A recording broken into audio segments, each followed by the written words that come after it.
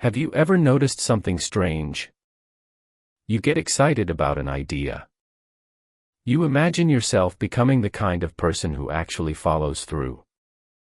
Maybe it's learning a language, starting a YouTube channel, reading books, going to the gym, writing a novel, building a business, or simply organizing your room. For a few hours, maybe a few days, you're unstoppable. You watch videos. You buy tools. You create folders. You make plans. Sometimes you even tell your friends about it. Then, without any dramatic event, without anyone stopping you, you quietly stop. 1 day becomes 3. 3 becomes a week. Eventually the project joins a growing graveyard of unfinished ideas. And the weirdest part? You still want it. You never decided you didn't care. You just stopped. Why? Most people think it's because they aren't disciplined enough. That's what everyone says. Just be consistent. Just work harder. Stay motivated. But if that advice actually worked, why do millions of intelligent, hardworking people keep repeating the exact same cycle? What if the real reason has almost nothing to do with motivation? What if your brain isn't fighting work? It's reacting to something much deeper that almost nobody notices. Today we're going to uncover 5 hidden reasons people never finish what they start. And here's the interesting part. The 5th reason quietly controls all the others. Once you see it, you'll probably recognize it in almost every unfinished project you've ever had. Let's begin. Reason 1. You fall in love with the beginning, not the journey. Imagine someone decides they want to learn guitar. The first day feels incredible. They imagine playing their favorite songs, friends applauding, posting videos online, feeling confident. Everything about the future feels exciting. So they buy the guitar, watch beginner tutorials, maybe even decorate a practice corner. The dream feels real. Then comes day 4. Finger exercises. Simple chords. Slow progress. Nothing sounds like music. Suddenly, the excitement disappears. Most people think this is where motivation failed. It wasn't. Something much more interesting happened. Because the excitement was never coming from playing guitar. It came from imagining the future version of themselves. There's a huge difference. We don't just enjoy goals. We enjoy fantasies. Think about vacation planning. Sometimes planning a trip feels almost as exciting as the vacation itself. Looking at hotels. Watching travel videos. Making lists. Reading reviews. The imagination creates an emotional reward before reality arrives. Goals work the same way.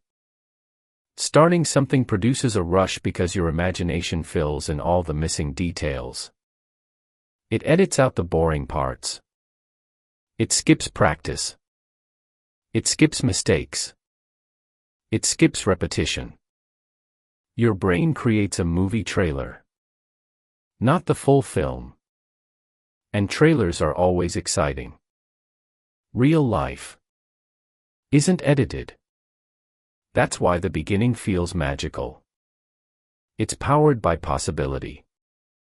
Everything could happen. Every future version of you is still alive. The successful entrepreneur. The marathon runner. The best-selling author. The fluent speaker. Nothing has been tested yet. Nothing has disappointed you. Possibility is addictive. Reality is specific. The moment you actually start, possibilities begin disappearing. You realize learning takes longer. Mistakes appear. Progress slows.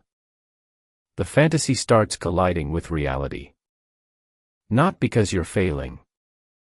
Because reality finally entered the room. Here's something fascinating. Notice how many hobbies people collect. Photography, drawing, cooking, coding, music, fitness. Each one begins with enormous excitement. Not because they're easy. Because beginnings contain infinite hope. Hope has no deadlines. Practice does. And that's why starting feels so much easier than continuing.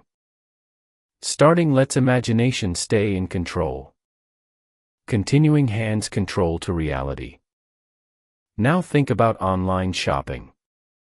Have you ever spent hours researching something, only to lose interest after buying it? Sometimes the anticipation was more rewarding than ownership. That's called the anticipation effect. Our minds often reward expectation more than completion. Projects work exactly the same way. Planning feels productive. Research feels productive. Buying supplies feels productive. Creating the perfect workspace feels productive. Watching productivity videos feels productive.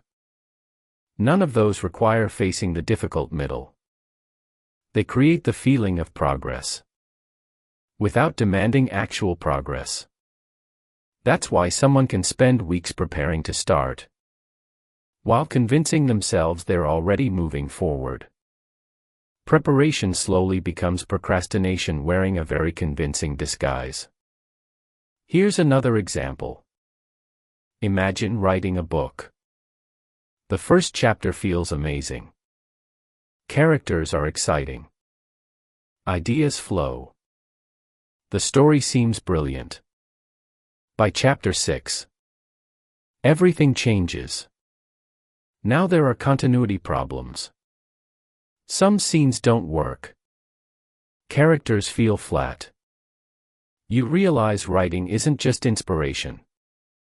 It's editing, rewriting, deleting, fixing, improving. The glamorous image disappears.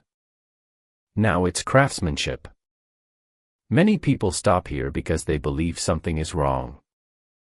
It shouldn't feel this difficult. Actually, this is exactly what finishing feels like. Every completed project reaches this stage. Always. The difference isn't talent. It's expectation. People who finish things don't expect the middle to feel exciting every day. They expect it to feel ordinary. And because they expect it, they don't panic when excitement fades. They don't interpret boredom as failure. They interpret boredom as proof they're finally doing real work. That's a completely different mindset. Most unfinished projects don't end with dramatic quitting. They fade quietly. The creator tells themselves, "I'll continue tomorrow." Tomorrow becomes next week. Then next month.